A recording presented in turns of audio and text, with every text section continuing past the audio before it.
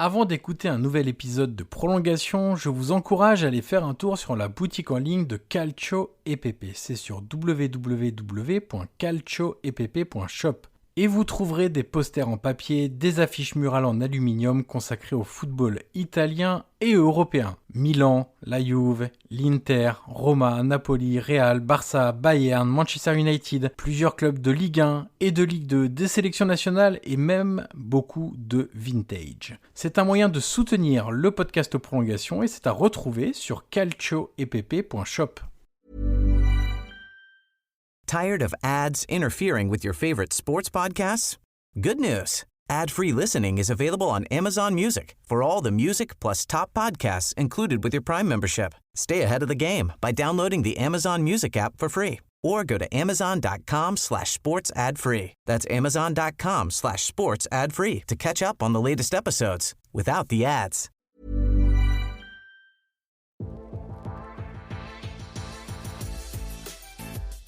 Bonjour à tous, je suis Johan Crochet, journaliste et podcasteur, et je vous souhaite la bienvenue pour un nouvel épisode de Prolongation.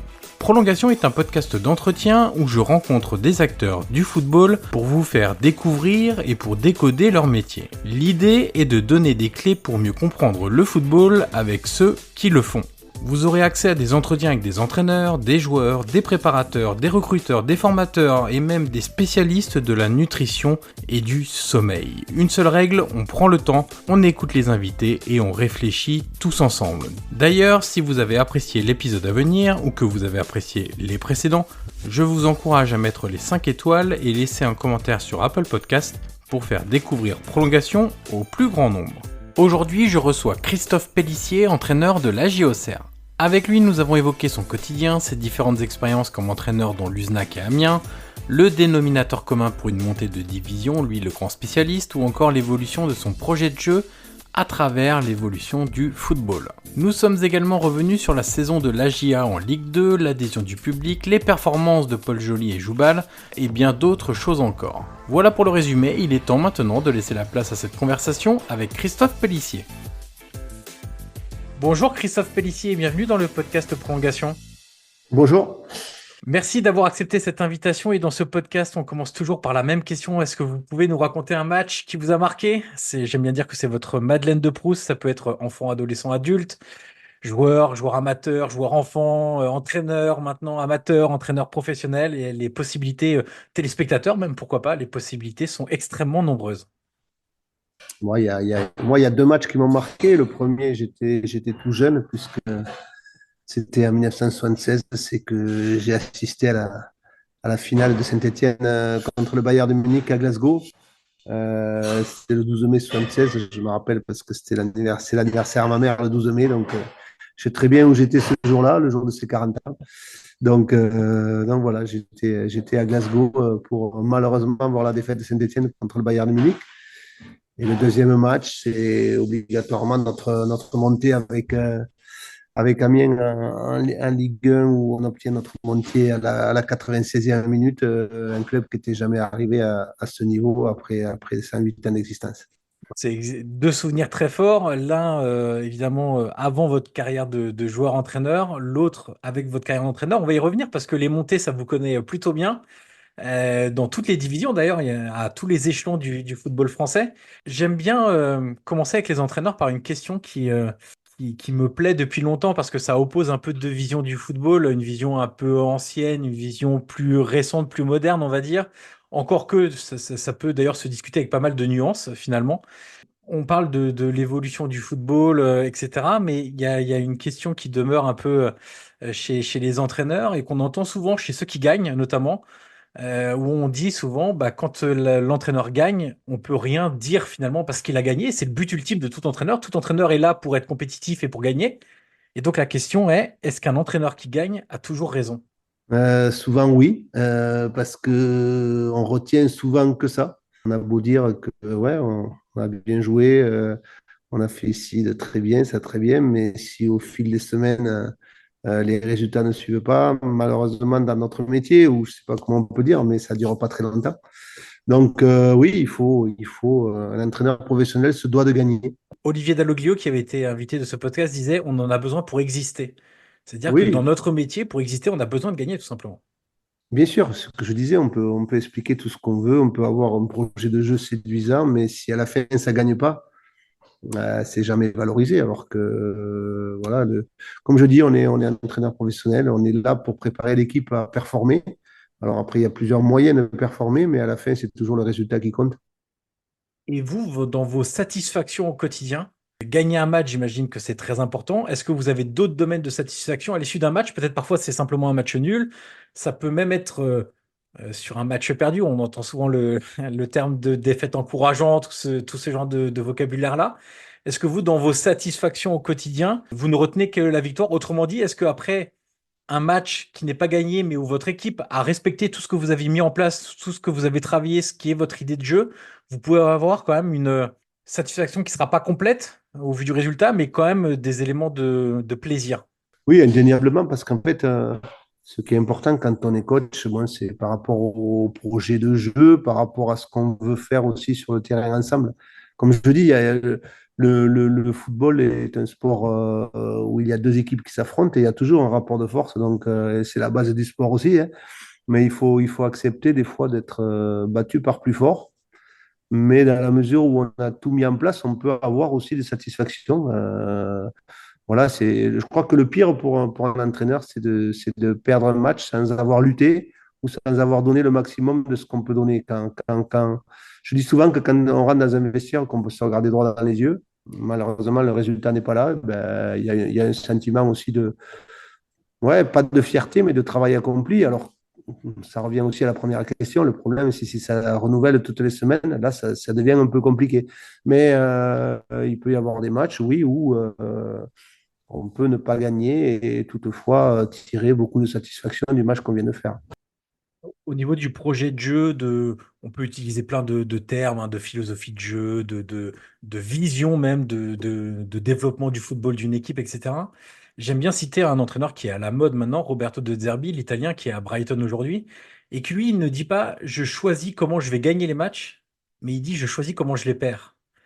C'est-à-dire qu'il est bien conscient que lui, évidemment, il va pas gagner tous les matchs en fonction des équipes où il est. Je veux dire, quand on est à Sassuolo, à Brighton, au Shakhtar, on gagne pas tous les matchs, mais il dit que sa méthodologie amènera des victoires et des défaites, mais au moins quand il perd, il sait pourquoi il perd. C'est-à-dire qu'il a choisi le chemin qui, selon lui, va emmener à la meilleure performance possible, mais qui peut, dans le chemin tout au long d'une saison, amener des défaites aussi.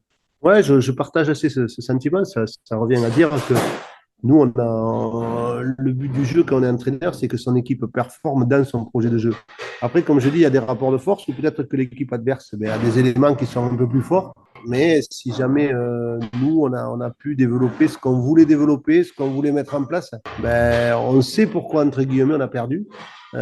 C'est parce que l'adversaire avait peut-être un peu plus de talent dans certaines lignes. Et ça, quand on coach des équipes, ce qui m'est arrivé en Ligue 1, qui sont des équipes de deuxième partie de tableau, c'est vrai que quand on joue des matchs souvent contre les grands clubs européens, que ce soit Paris ou autre, ben, on peut mettre tout ce qu'on veut si on arrive à mettre ce qu'on place, mais après, il y a des talents aussi qui font la différence. Donc, l'année dernière, par exemple, on a reçu le PSG où vraiment on a fait un très très bon match ici. On perd de 1 parce qu'à un moment donné, Mbappé ou fait un doublé et à lui seul, pratiquement, il nous bat. Mais nous, on avait donné tout ce qu'on pouvait donner.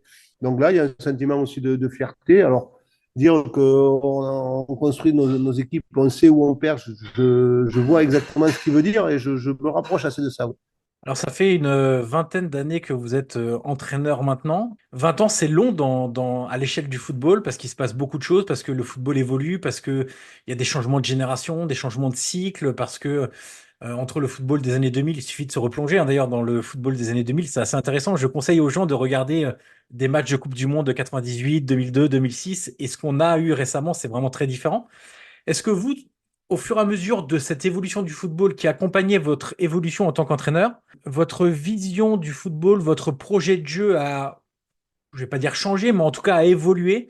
Qu'est-ce que vous avez mis de différent, de nouveau, aussi bien sur, alors je parle pas trop dans la relation avec les joueurs en termes de gestion des joueurs, parce que là ça paraît presque évident en fait, parce que les jeunes des années 2000 sont pas enfin, ou les jeunes qui ont grandi dans les années 80, 90 sont pas les mêmes d'aujourd'hui qu'aujourd'hui.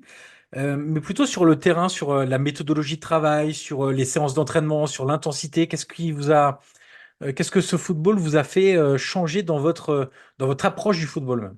Alors moi, je vais d'abord répondre par l'évolution parce que pour moi, c'est une double évolution. Parce que dans mes 20 ans de carrière, c'est l'évolution par rapport d'abord au niveau, puisque j'ai commencé à entraîner en DH à l'époque, donc c'est la R1.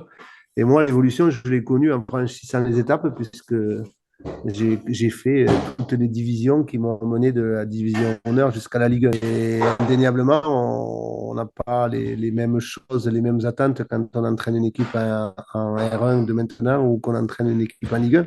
Donc ça, c'est la première chose. Deuxième chose, je crois que le football, il a évolué sur beaucoup de choses. Et vous l'avez dit, si on revoit les matchs de 98, de 2000, il y a déjà une évolution qui est due au moins à la vitesse de jeu, dû je pense aussi aux infrastructures, parce qu'il y a les terrains, et maintenant ces fameux terrains hybrides permettent à tout moment de la saison d'avoir des pelouses vraiment impeccables qui ont donné de la vitesse au jeu, ça c'est la première chose. Et deuxième chose, c'est bien sûr dans les méthodologies d'entraînement. Je crois que, je le disais dernièrement avec un membre de mon staff, avant on construisait des diesels, maintenant c'est des F1, quoi. Parce que on s'est aperçu que ben, c'est vrai que dans les années 2000, on faisait beaucoup, alors je vais être un peu technique, mais on faisait beaucoup de travail aérobie, beaucoup de foncier, beaucoup de courses. C'est des choses qu'on fait maintenant, mais qui sont plus basées maintenant sur des répétitions d'efforts, sur un travail de puissance et qui amène les joueurs à être beaucoup plus forts, beaucoup plus puissants. Et je trouve que la dimension athlétique a obligatoirement fait, nous, entraîneurs, nous a fait réfléchir sur les choses à adopter. Je crois que il y a eu la méthode, entre guillemets, du Grand Barça, où c'est que tout le monde était sur la possession. On s'aperçoit que maintenant, il y a eu. On va aussi un peu dans le courant de ce qui se passe. Il y a eu la méthode. Après, il y a eu la méthode Liverpool avec Klopp, beaucoup sur la transition. On s'aperçoit que maintenant, les très grandes équipes, c'est celles qui sont capables de faire les deux. Et voilà, à titre personnel, je dis aux joueurs surtout qu'il n'y a pas une seule manière de performer dans le football, c'est qu'il faut être capable d'être en lecture de situation. Comme je disais tout à l'heure, le rapport de force est important aussi. On peut raconter ce qu'on veut, mais on joue quand on est à la tête d'une petite équipe, on a toujours envie d'avoir le ballon, de se créer des situations, mais des fois, ben voilà, si on affronte un très gros, il faut être capable de dire que le match, on va le jouer avec 25-30% de possession, parce que ça existe. Donc, comment on prépare l'équipe là? Donc, c'est pour ça que je dis que les deux modes, pour moi, il n'y a plus les équipes de possession, les équipes de transition. Les équipes, maintenant, c'est entre guillemets, on le voit sur les schémas tactiques, on parle beaucoup de schémas hybrides. Mais je crois que maintenant, il faut être capable de jouer sur les deux. Parce qu'il y a des temps de jeu où c'est que même des équipes fortes acceptent de laisser le ballon pour être plus fort. J'ai toujours retenu une phrase de Jürgen Klopp qui est pour moi un modèle d'entraîneur qui disait que l'attaque de l'adversaire quand l'adversaire avait le ballon, c'était là où il se préparait à les attaquer. Donc déjà, dans le raisonnement, c'est comment je vais récupérer le ballon, dans quelle zone je vais récupérer le ballon pour que je puisse faire mal derrière. Donc voilà, et aussi la possession qui permet d'user, que ce soit mentalement ou physiquement, l'équipe adverse. Donc voilà, je crois que l'évolution, elle est là maintenant dans le football actuel. C'est intéressant cette phrase de Jürgen Klopp parce que quand l'adversaire a le ballon, je me prépare à l'attaquer. Et moi qui suis beaucoup le football italien, il y a un autre concept qui est l'inverse finalement, c'est quand j'ai le ballon, je me prépare déjà à défendre. Exactement, et c'est intéressant de voir ces deux options qui finalement se complètent plus qu'elles ne s'opposent. Bien sûr.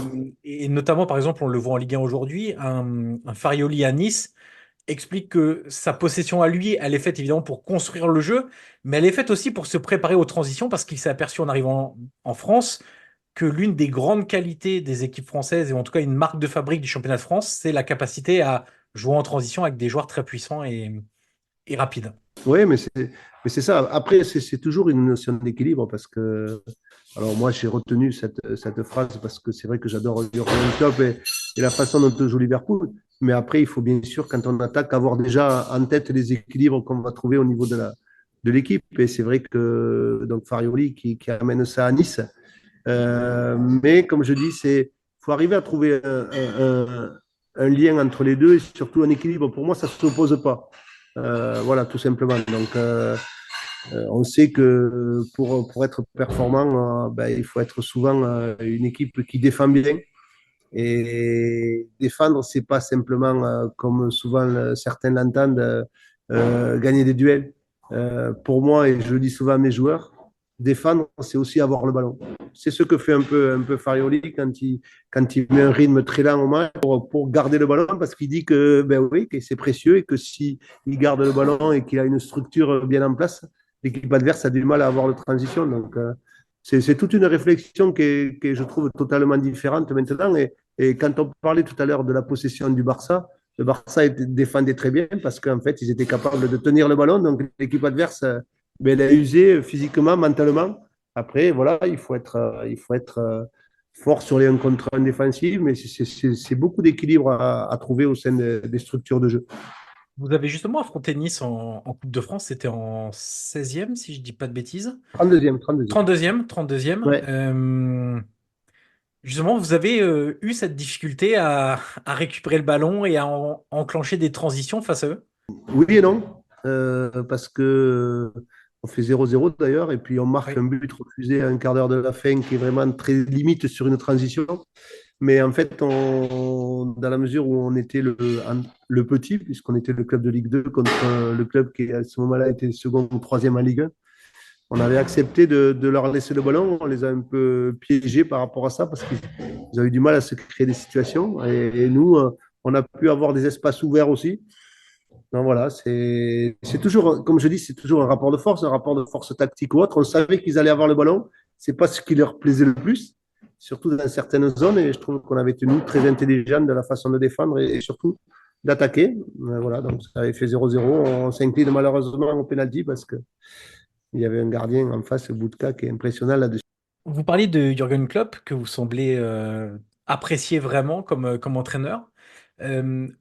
Quand on parle à des joueurs, souvent, au fur et à mesure de la discussion, reviennent chez eux des souvenirs de leur enfance où ils essayaient d'imiter les gestes de leurs attaquants, si c'était des attaquants préférés, des défenseurs, si c'était des défenseurs préférés, etc., de leurs joueurs préférés, de leurs idoles. Souvent, ils expliquent ça.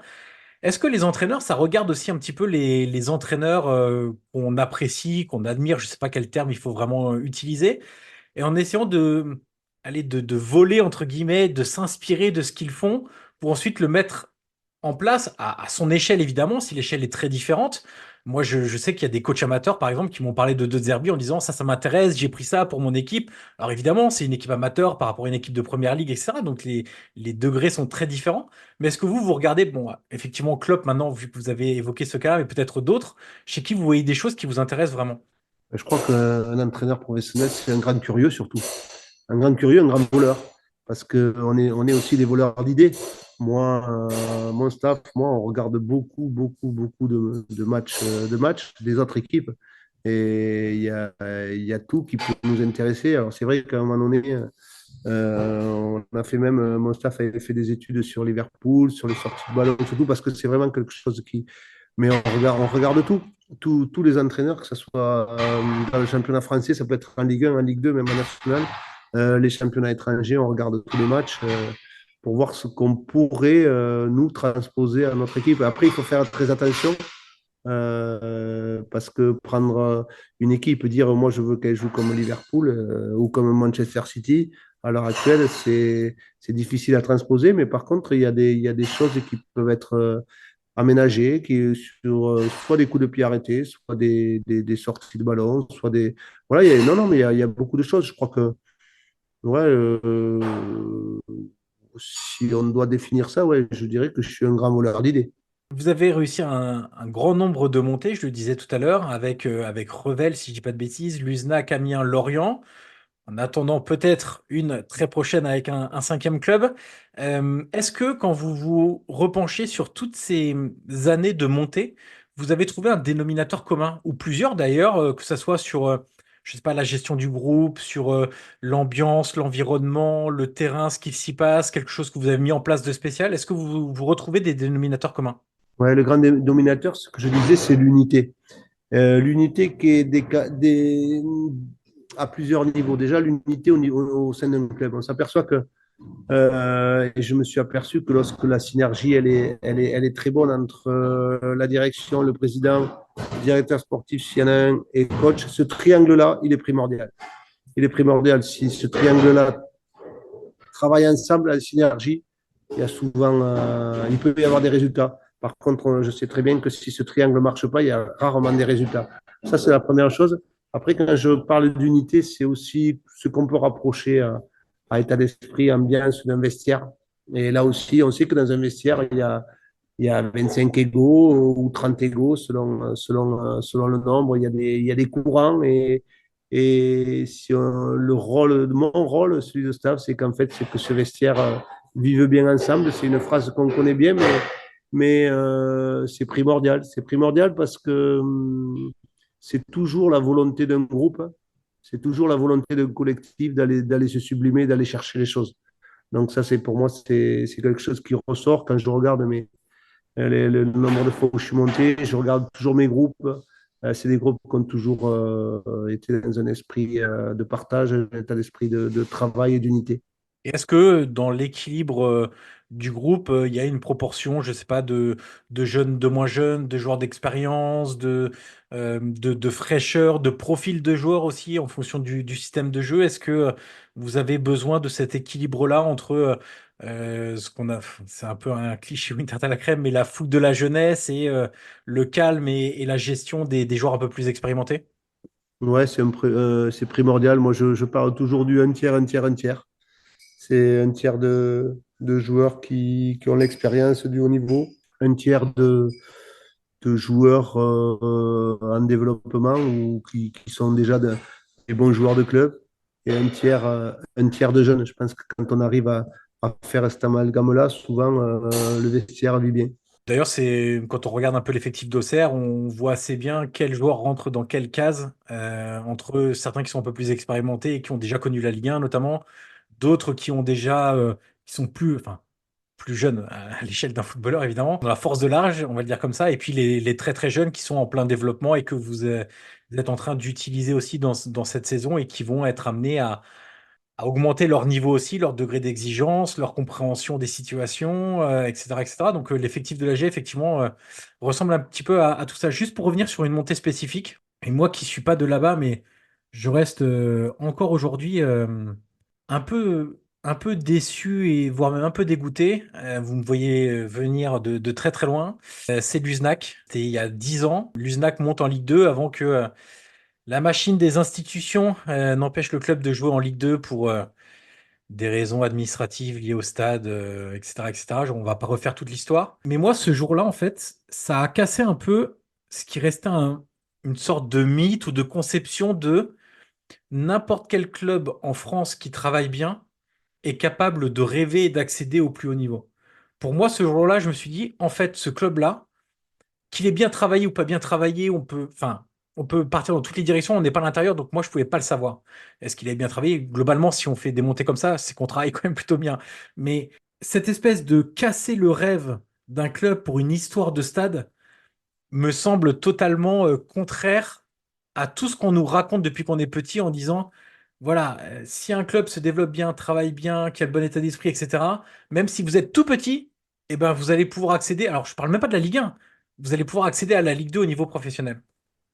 Ouais, mais je crois qu'on l'a tous vécu comme ça parce que surtout, moi, ça a cassé, du moins, tout ce qu'on prône sur les valeurs du sport. Cette montée, on l'a réussi, nous, les joueurs, le staff, le club, on l'a réussi sur le terrain. On n'a pas triché pour obtenir des résultats. Et derrière, quand on oppose dans une première partie le financier, en sachant que après, une fois que ça, c'est pas bon, bah, en fait, on a senti, nous, que bah, ils ne voulaient absolument pas. Donc, ils ont toujours cherché quelque chose pour nous empêcher d'accéder. Alors, voilà, je sais qu'à ce moment-là, à qui profite le crime, il faut bien regarder et savoir les clubs qui étaient en difficulté à cette époque-là, qui ont permis de les sauver. C'est comme ça, mais comme je dis, ça restera toujours une très grosse cicatrice du sportif que je suis. Parce que pour moi, On avait remporté le rapport de force, entre guillemets, même s'il y avait des clubs qui étaient bien plus armés que nous.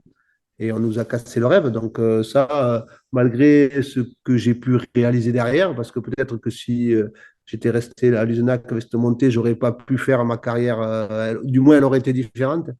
Mais en termes, je veux dire, de valeur, d'amoureux du sport, c'est une très grosse déception. Oui. Pour beaucoup de gens, l'Uznac, c'est le talc et la route pour aller en Andorre. Vous, qu'est-ce que vous retenez de ces années-là? Alors, évidemment de parler de la fin, mais en tout cas, surtout Non, le mais parcours à l'Uznac. c'est une aventure humaine extraordinaire. J'y reste 7 ans. Où quand je vais là-bas, ils alternent entre la CFA2 et le CFA, et qui est déjà quand même quelque chose d'énorme pour un village de 600 habitants. Et on me demande de maintenir le club en CFA, en gros, d'arrêter de faire le yo-yo et maintenir le club en CFA, c'est déjà un très très gros exploit. Mhm. Et après, voilà, on arrive déjà à le faire à monter en national. J'ai toujours le souvenir de le jour de notre montée en national, dès le lendemain, le club ne veut pas monter en national parce qu'on dit, eh ben, nous, on va exploser dans cette division, on ne peut pas. Et puis, tout le monde dit, bon, eh ben, écoute, on va y aller, on va affronter des Guingamp, des Strasbourg, des Reims. À l'époque, il y avait un national. De toute façon, on va redescendre. Et on finit 10e la première année. Et voilà, et puis 4 ans après, on arrive à monter, on arrive à obtenir cette montée sportive. Donc, moi, c'est l'USENA qui m'a permis d'être connu et reconnu aussi en tant que coach. Donc, c'est le commencement pour moi, une aventure humaine, que ce soit avec les joueurs, que ce soit avec l'ensemble du club, qui a été extraordinaire. Donc, c'est vrai que même 10 ans plus tard, j'ai l'impression que c'est hier. Après l'Uznac, vous allez à Amiens, où vous réussissez deux montées, de National en Ligue 2, de Ligue 2 en Ligue 1. Ce qui est intéressant, c'est qu'on a eu plusieurs exemples de double montée de clubs un peu inattendus comme ça sur le papier. On a eu Évian-Tonon-Gaillard, Arles-Avignon, le Gazélec Ajaccio, Amiens donc. Ça fait quand même pas mal d'exemples en même pas 10 ans. C'était surtout sur la décennie 2010. Et dans le même temps, on dit que le fossé n'a jamais été aussi important entre la Ligue 1 et les autres divisions en dessous, notamment pour des questions d'ailleurs d'argent, de redistribution des richesses. Comment vous expliquez que des clubs aussi peu habitués au haut niveau parviennent à faire comme ça des doubles montées? Donc c'est successif, hein, passer de Mhm. la troisième division à la première division pour les auditeurs en 2 ans, alors que le niveau semble finalement très important, très différent entre la Ligue 1 et la troisième division. Ouais, alors la première montée, elle est de National à Ligue 2 à Ligue 1. Donc en fait, moi, d'après ce que je ressens maintenant, la différence, elle est moins importante entre la National et la Ligue 2 que ce qu'elle est entre Ligue 2 et Ligue 1. Donc on avait parlé d'exploit quand on est arrivé à faire ça, National Ligue 2, Ligue 1 pour un club qui n'y était jamais arrivé en Ligue 1. Moi, je trouve que l'exploit, c'est ce qu'on est arrivé à faire derrière, c'est-à-dire à maintenir pendant 2 ans Ouais. le club, et la première année, on finit même 12e ou 13e en Ligue 1. Donc, en fait, souvent, le fait de monter, c'est bien, mais je trouve que maintenant, le niveau entre la Ligue 2 et Ligue 1 s'agrandit d'année en année par rapport au budget, par rapport au fait que maintenant, il y a 18 clubs en Ligue 1, ça devient de plus en plus difficile. Mais voilà, l'exploit, il avait été là. Je crois que sur les 4 ans, on fait donc 2 montées plus 2 maintiens avant que je parte, mais puisqu'ils sont descendus après l'année d'après. Mais je trouve que c'était là. Alors, je pense que ces montées, c'est aussi, on dit que des fois, il y a des dynamiques de groupe. Nous, on avait construit une équipe qui, pratiquement de national jusqu'à Ligue 1, est restée pareil. Il y a eu beaucoup de turnover après sur la Ligue 1, mais c'est une dynamique de groupe à deux, trois éléments près qui a réalisé ça. Quand on est dans des dynamiques comme ça, entre National et Ligue 2, Ligue 1, je pense que c'est quelque chose qui peut être important. D'ailleurs, nous, cette année-là, quand on monte, et on fait la même chose, Strasbourg et Amiens, on est ensemble en National, ensemble en Ligue 2 et on monte à Ligue 1. Même si c'est deux clubs totalement différents, bien Voilà. sûr, par rapport à l'histoire, par rapport aux structures. Mais je pense que le plus difficile maintenant, c'est. Alors, c'est très dur d'y monter. Et c'est très, très dur, encore plus dur de s'y maintenir. À Amiens, vous aviez un joueur, Gaël Kakuta, et récemment, je ne sais pas si vous avez vu ça, Eden Hazard a expliqué dans un podcast anglais que on lui a posé en gros dans ta carrière, quel est le joueur avec le plus de talent que tu as rencontré? Et donc lui il explique, bah, au Real, j'ai joué avec les meilleurs joueurs, à Chelsea, j'ai joué avec des super joueurs, Ligue des Champions, etc., etc. Mais il me dit, si vous me parlez de talent pur, c'est Gaël Kakuta. Quel souvenir vous gardez de Gaël Kakuta à Amiens, qui d'ailleurs avait fait une très très grosse saison la première année où il est à Amiens? Ouais, mais moi, je l'ai eu qu'un an, hein. Je l'ai eu que cette Ouais. année-là. Puis Après il après, revient, vous êtes plus là, c'est ça? ouais. Ouais, non, quand il revient, je suis plus là, oui. Mais je l'ai eu un an avant qu'il reparte au Rayo Vallecano. Ouais, je crois que c'est pas qu'il nous maintient à lui tout seul parce que ce serait insultant pour les autres. Mais on dit toujours que quand on fait une saison comme ça, on a eu Régis Burner dans les buts qui a été exceptionnel avec la défense, mais Gaël, c'était le joueur plus, c'était le joueur, le facteur X, comme on dit, de notre équipe. Moi, j'ai eu la chance d'avoir Gaël et j'ai eu la chance d'avoir Tanguy Ndombele aussi. Pour moi, c'est vraiment deux talents euh,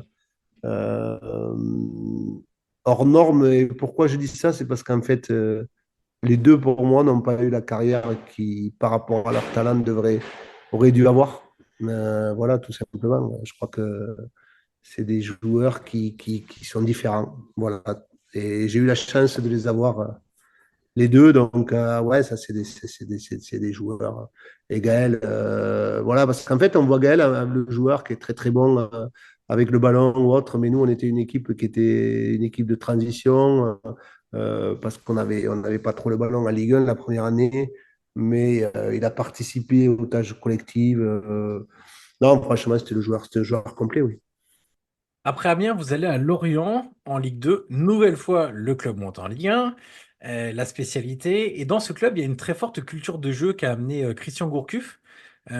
Cette culture du jeu, elle s'est aussi transformée avec l'influence qu'a eu Christian Gourcuff en attente de jeu pour ses successeurs. Tous ceux qui sont passés après Christian Gourcuff ont eu cette sorte de pression un petit peu de vouloir un jeu chatoyant, alléchant. Est-ce que vous l'avez ressenti aussi? Ouais, tout à fait. Euh, je crois que c'est ouais, une marque de fabrique là-bas, mais voilà, c'est peut-être ce qui a coûté mon éviction.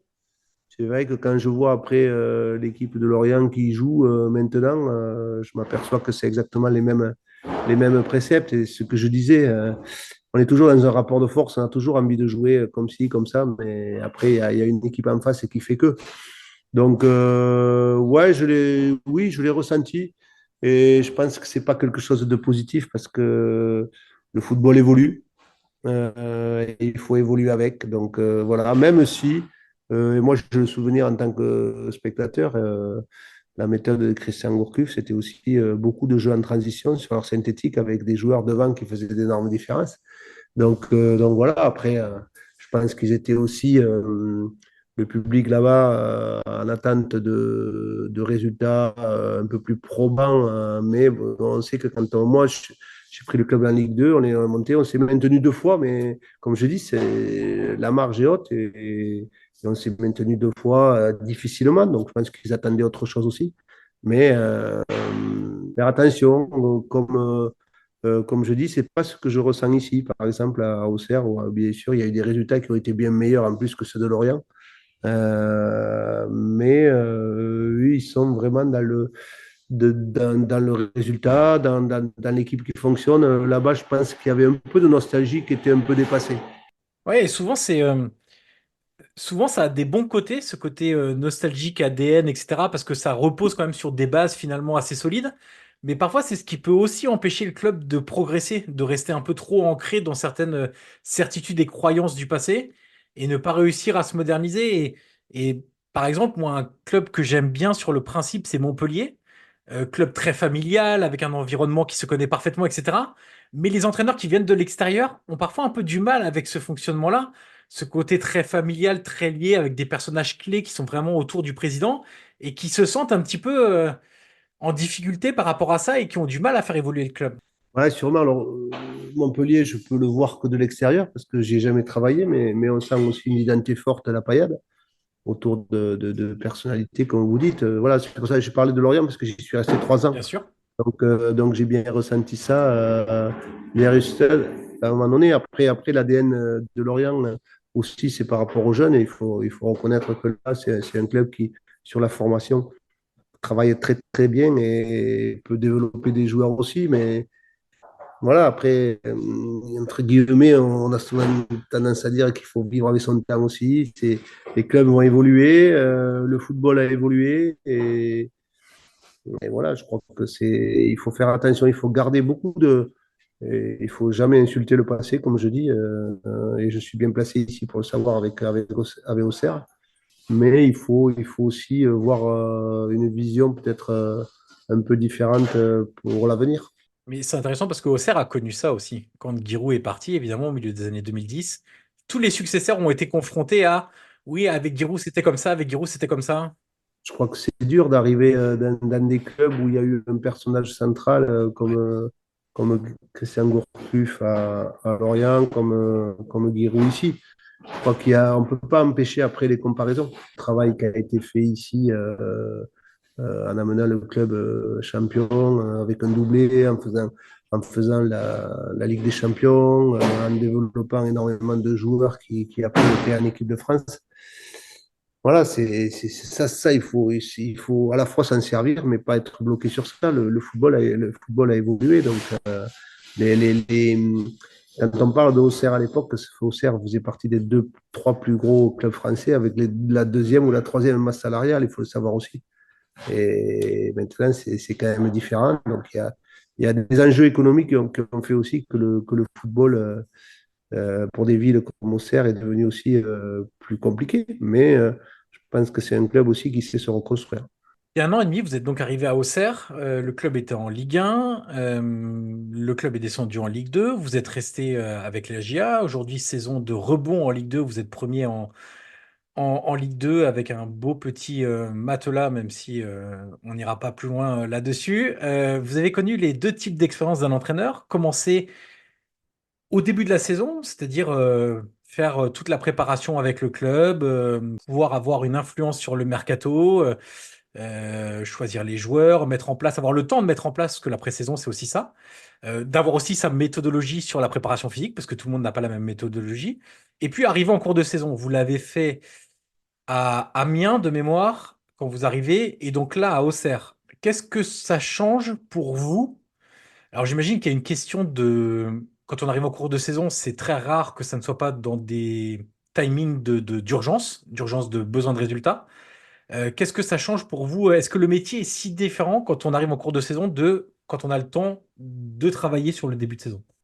Ouais, il est différent. Il est différent parce qu'on arrive dans un vestiaire qui a été choisi par son prédécesseur avec une méthodologie de travail et le fait que ça marche pas, puisque si on arrive, c'est parce que ça marche pas. Du moins, ça marche pas, les résultats sont pas là. Donc, le club a fait un choix. Donc, le club, quand il fait un choix de vous prendre, c'est qu'en fait, il veut être un peu à l'opposé de ce qui a été fait. Parce que comme ça marche pas dans un sens, voilà. Donc, en fait, on arrive avec des idées ou une méthodologie qui est pas en adéquation avec celle que le coach avait avant.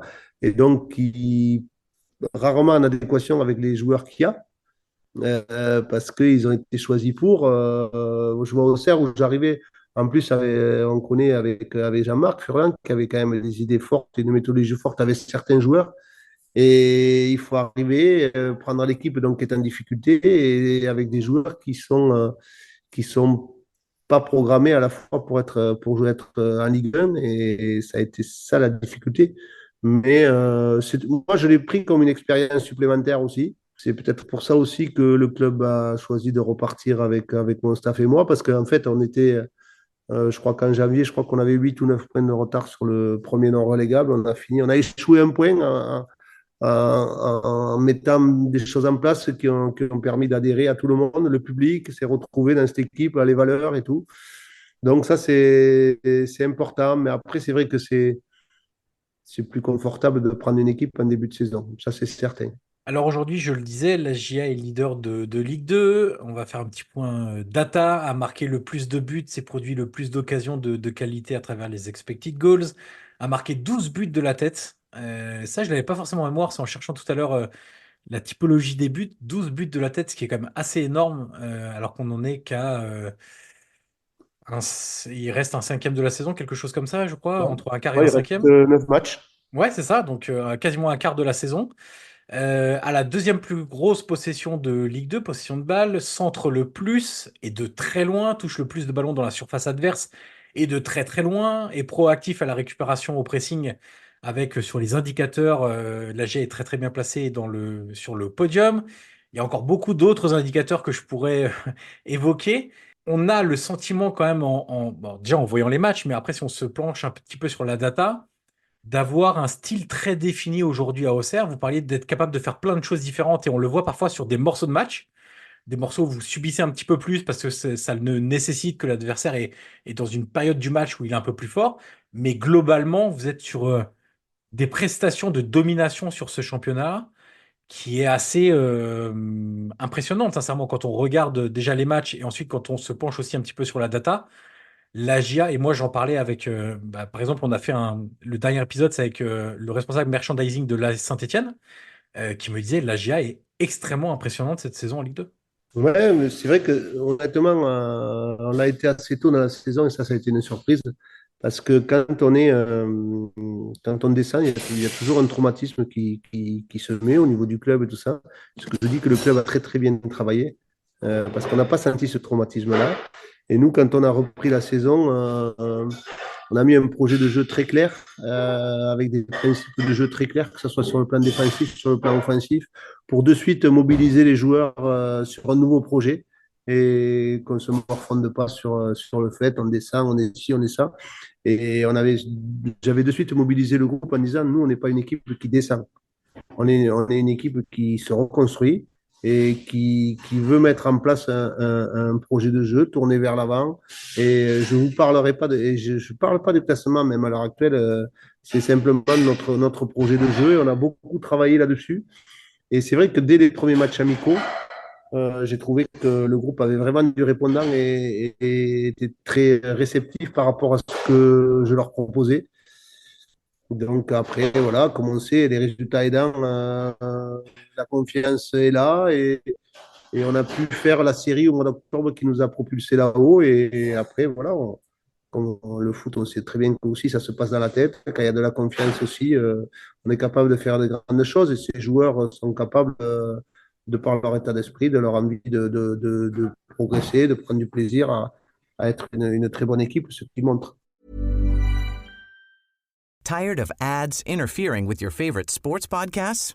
Good news. Ad-free listening is available on Amazon Music for all the music plus top podcasts included with your Prime membership. Stay ahead of the game by downloading the Amazon Music app for free or go to amazon.com/sports ad free. That's amazon.com/sports ad free to catch up on the latest episodes without the ads. Vous disiez le club a très bien travaillé cet été pour pas que la descente influe trop sur le moral de l'ensemble du club. Est-ce que le fait que ça soit pas aussi non plus d'ailleurs la sinistrose au niveau des supporters, de l'environnement, ça a aidé parce que moi j'étais très très surpris. Pourtant je connais bien ce club, je suis né à Auxerre, je le supporte donc je le connais très bien. Mais quand les chiffres d'abonnement ont été annoncés, alors que le club venait de descendre, j'ai quand même été un peu surpris de l'ampleur du soutien des supporters parce que on était quasiment à 10 000 à la fin de la période d'abonnement. Je me suis dit 10 000 en Ligue 2, alors que tu descends et que tu as vécu quand même malgré tout une déception de descendre. Bien sûr. Bon, je me suis dit, ça montre que bon, tout le monde n'est pas déprimé non plus et qu'ils veulent tous repartir sur quelque chose de nouveau. Ouais, mais c'est ce que j'appelle l'unité. Je crois que le public fait partie intégrante pour moi de l'unité d'un club. Et on s'aperçoit que, mais c'est des choses avec lesquelles j'avais beaucoup parlé aussi avec la direction.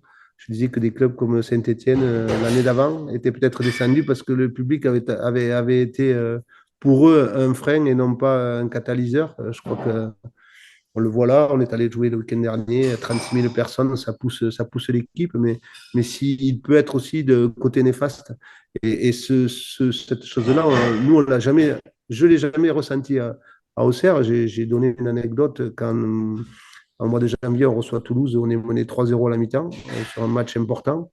Et le public, quand on rentre de la deuxième mi-temps, nous pousse comme c'est pas possible. Donc, en fait, j'avais dit aux joueurs, c'est une chance d'avoir un public comme ça. Et là, cette année, on vit des moments importants avec eux. Et leur place est importante aussi parce que je suis persuadé peut-être que ce week-end, si jamais il n'y a pas un public comme ça, peut-être qu'il nous permet du moins de retourner des situations parce qu'ils mettent voilà, une atmosphère très positive dans ce stade. Et c'est pour ça aussi que Auxerre, pour moi, est un grand club parce que quand on a des supporters comme ça, quand on a un public comme ça amène des valeurs et je trouve que c'est très, très important. Le président et actionnaire de ce club a fait un gros travail de mise à niveau des infrastructures avant même que vous arriviez. D'ailleurs, vous avez sans doute trouvé des infrastructures quand même de qualité, aussi bien le stade, le centre d'entraînement. Alors ça joue, hein, les pelouses, les vestiaires. Il y a eu un gros travail de fait là-dessus. D'ailleurs, c'est quand même, quand on prépare l'avenir, quelque chose d'essentiel, hein, ne pas mettre tout sur la valeur des joueurs dans une équipe. Bien sûr que c'est important, mais aussi sur ce qui va être leur outil de travail à la fois la semaine et aussi le week-end, un week-end sur deux. Il y a un musée, un parcours de musée qui a été inauguré très récemment à la GIA qui, justement, on s'appuyait, ce qu'on disait, hein, s'appuyait aussi sur l'ADN, ne pas renier son passé, au contraire le valoriser, etc. Le stade est quasi plein à chaque rencontre, ça on l'a évoqué. L'équipe joue bien, les résultats sont là, donc ça amène beaucoup d'enthousiasme. Et quand on parle d'enthousiasme aux entraîneurs, il y a toujours deux valeurs à donner à cet enthousiasme. Il y a la valeur positive, c'est-à-dire la confiance, l'humeur du groupe, emmener tout le monde derrière soi, etc. Et il y a une valeur un peu plus négative, mais qui n'est pas toujours présente. C'est, bah, ça peut donner de la suffisance chez les joueurs, ne plus faire forcément toujours les efforts, penser que la montée c'est OK, être moins rationnel dans ses choix et s'emballer un petit peu. Comment on gère un peu tout ça, cet effet Ouais, bouillonnant entre c'est génial, mais attention aussi. ouais, ben on le gère comme ça. Je dis souvent aux joueurs que les louanges, c'est le meilleur des somnifères. Et c'est vrai ils en ont eu beaucoup cette année. Et il faut toujours être un peu à contre-courant.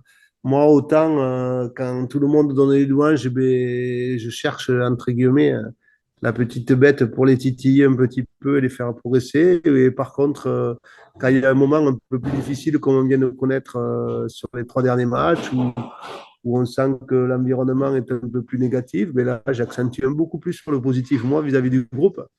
Voilà, il faut arriver tout le temps à jongler entre ces deux choses-là, parce qu'on sait très bien que à la fois l'équilibre d'un groupe est très fragile, et les résultats aussi, des fois, sont très fragiles aussi. Donc, ça se joue à pas grand-chose. Il faut toujours maintenir l'équipe dans la bonne direction.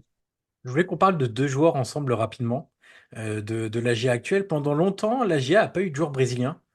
Et Guro expliquait, bah, en fait, c'est impossible pour un Brésilien de s'adapter à la GIA, à la culture auxerroise, au climat, à tout ce qui fait Auxerre. Et quand Giroud était parti, ils avaient essayé un Brésilien, Marcos Antonio, un défenseur, et ça s'était pas bien passé. Il n'avait pas été performant, il n'était pas resté longtemps, etc. Aujourd'hui, vous avez un capitaine qui est brésilien, qui est vraiment, j'allais dire excellent. Alors, c'est toujours difficile d'évaluer, mais vraiment, il fait une très grosse saison. Et même en Ligue 1, il y a eu des passages en Ligue 1 où je le trouvais vraiment haut niveau, en fait. Joubal, en l'occurrence, puisqu'on va le citer. Il est brésilien. En plus d'être un bon défenseur, bah, il est décisif, il marque des buts. On l'a vu encore ce week-end contre Caen. Qu'est-ce que vous pouvez nous dire sur ce joueur? Ouais, comme je te disais, moi j'ai découvert Joubal, que je connaissais bien sûr par les matchs.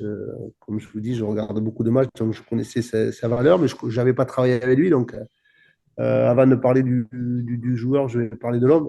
Je crois que c'est quelqu'un de très très intelligent, qui est au niveau d'un groupe, au niveau d'un staff, au niveau d'un coach.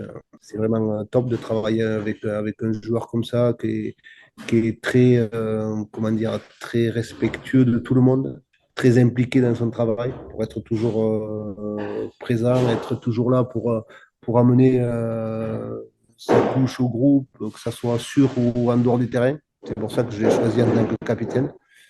Et c'est quelqu'un de toujours mesuré, surtout quand je dis, voilà, c'est quelqu'un qui a une intelligence toujours mesurée.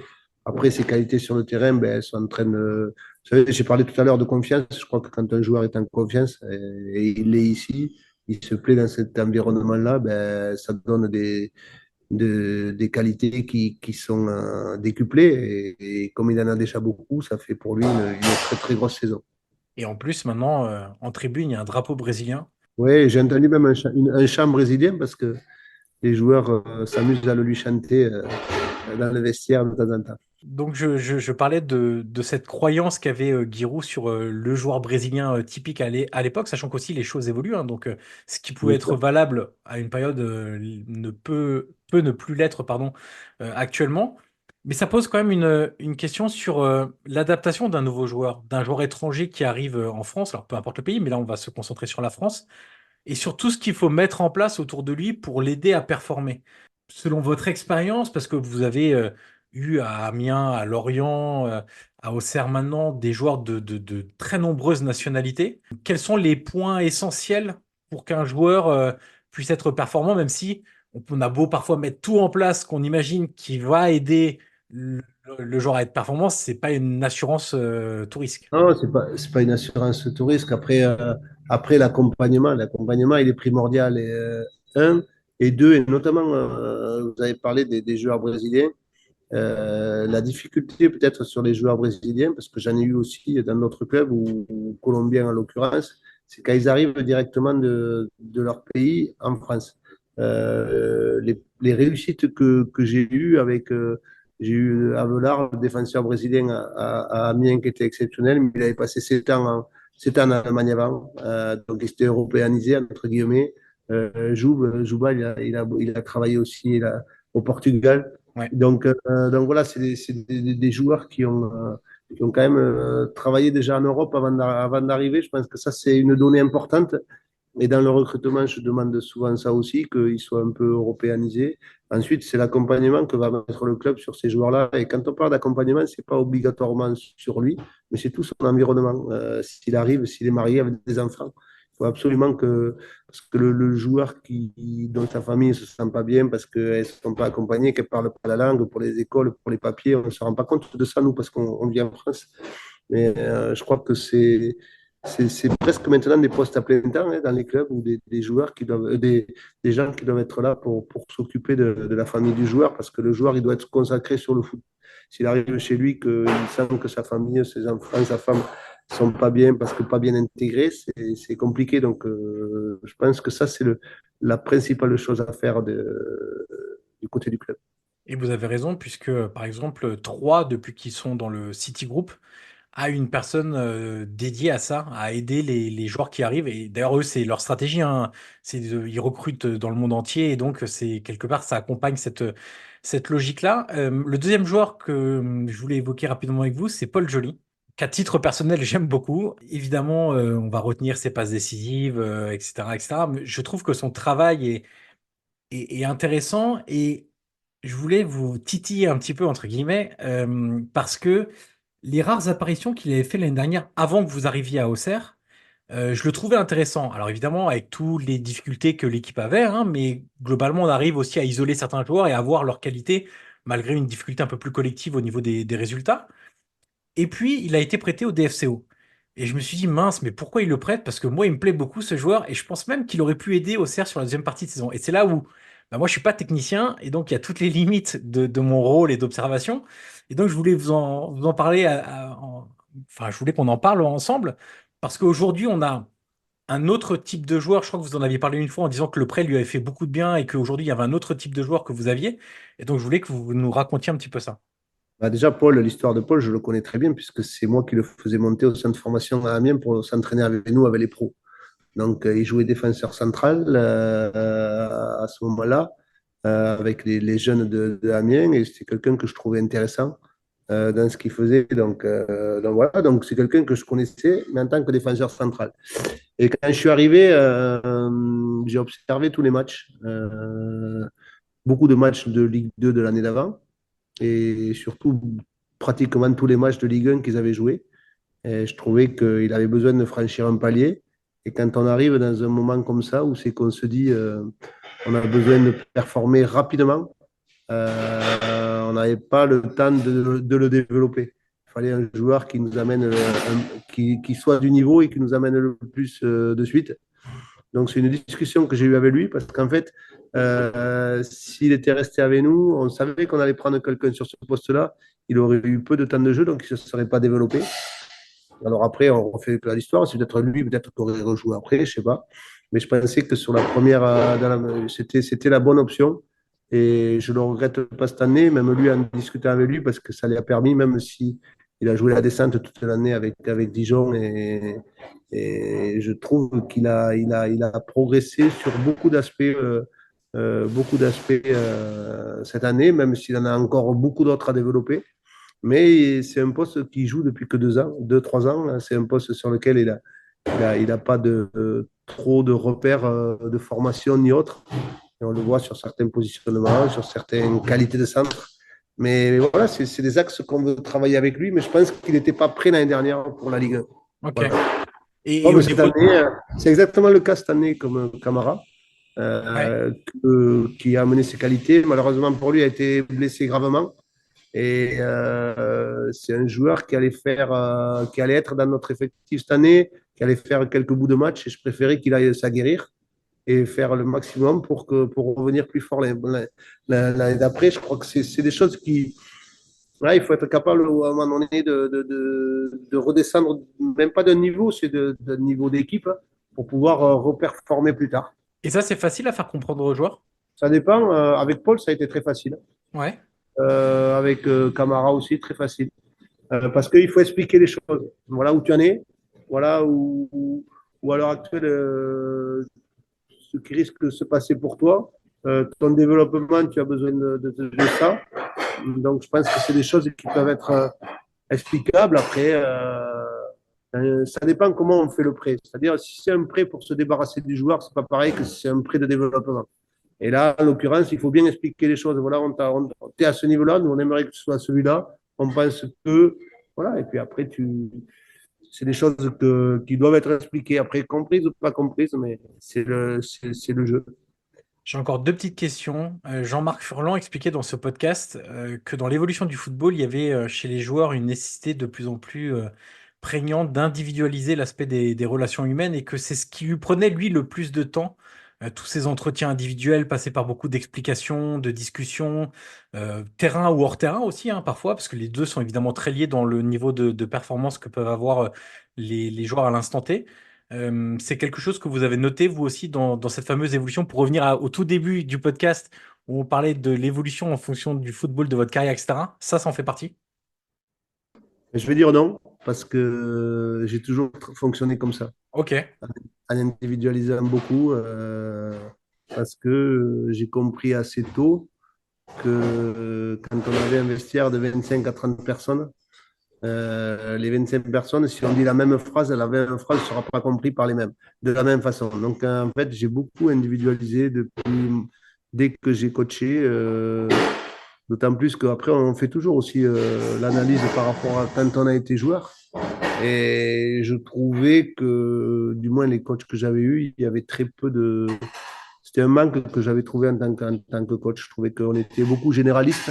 On ouais. parlait à un vestiaire. Alors oui, on parle à un vestiaire, mais comme je dis, des fois, ce qu'on dit à un vestiaire n'est pas compris de la même façon par tout le monde. Donc c'est important des fois de repréciser de manière individuelle. Donc pour moi, ça n'a pas changé parce qu'honnêtement, j'ai toujours eu cette manière de fonctionner et de manager un groupe.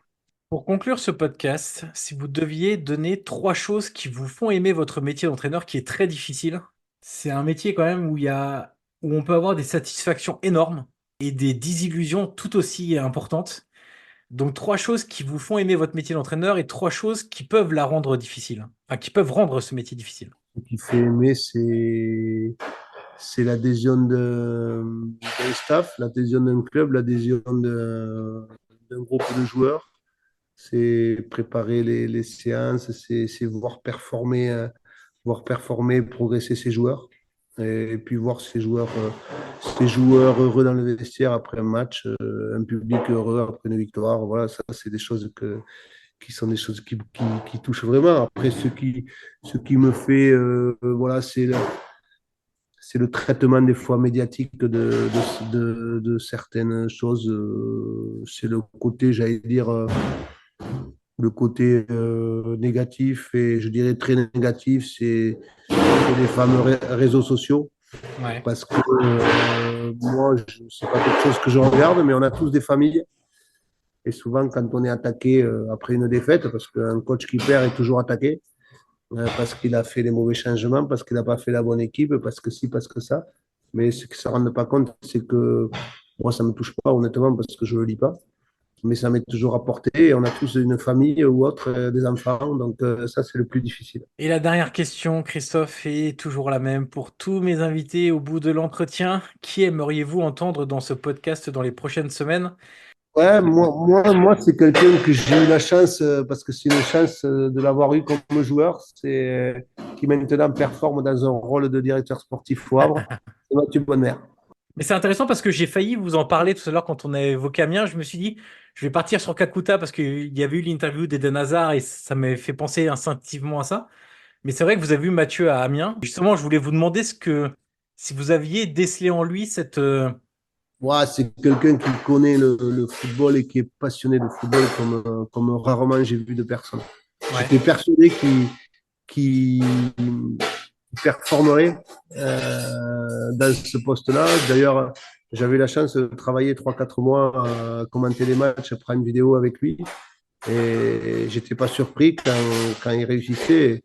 Et il a une telle connaissance du football, j'allais dire général, une telle connaissance des joueurs et une telle intelligence pour déceler que pour moi, ça va devenir un grand directeur sportif. Et que vous allez peut-être retrouver, peut-être, en tant qu'entraîneur dans les années à venir, imaginons-le, après entraîneur-joueur, après consultant-consultant, et peut-être dirigeant-entraîneur, la relation Pélissier-Bodmer dans les années à venir.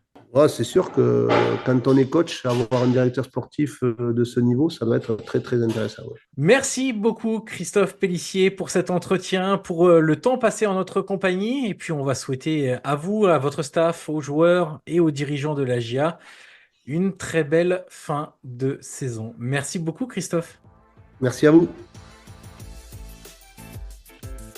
Et voilà, c'est terminé. Merci d'avoir écouté cette conversation. Le podcast Prolongation est disponible sur l'ensemble des plateformes audio comme Apple Podcast, Google Podcast, Spotify et Deezer. N'hésitez pas à mettre les 5 étoiles sur Apple Podcast si vous avez apprécié le contenu de cette interview. C'est une étape très utile pour faire découvrir ce podcast au grand public. Vous pouvez également me suivre sur les réseaux sociaux et tous les liens sont dans la description de cet épisode. Je vous dis à très vite pour une nouvelle conversation autour du foot.